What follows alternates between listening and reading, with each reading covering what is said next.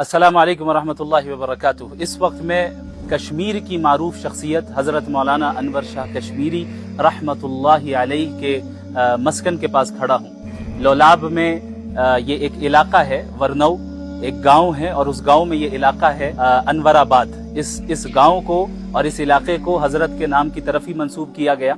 और इस वक्त जो आप मेरे सामने ये घर देख सकते हैं, ये जो कदीम सा घर नजर आ रहा है, पुराना घर, ये दरअसल लोगों का कहना ऐसा है कि इस घर की निस्बत हजरत की ही तरफ है। बाकी हकीकत हाल से अल्लाह रब्बुल आलमीन बेहतर वाकिफ है।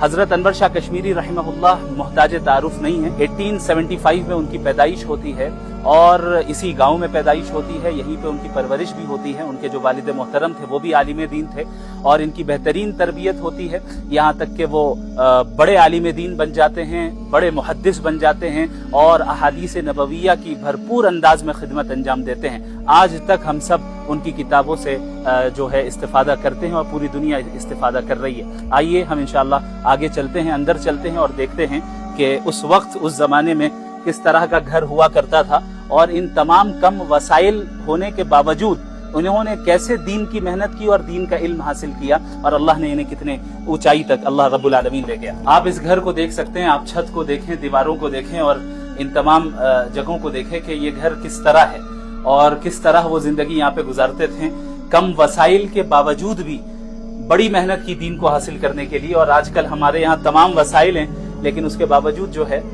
हम कमी कोताही करते हैं दीन को हासिल करने में। और इस तरफ भी बाज कमरे मौजूद हैं और ये ऊपर का जो हिस्सा है छत की तरह है। बाज हजरात का ये भी कहना है कि ये मकान दरअसल उनके भाई का है, लेकिन निस्बत उनकी तरफ हो गई। बाकी अल्लाह रब्बुल आलमीन बेहतर जानता है। ये गांव वही है, ये बस्ती भी वही है जहां पर हजरत की विलादत हुई और परवरिश चली। यहाँ उनके घर के करीब एक चश्मा भी है जिसकी निस्बत भी उन्हीं की तरफ की गई है और इसे चश्मा-ए अनवर कहकर पुकारा जाता है।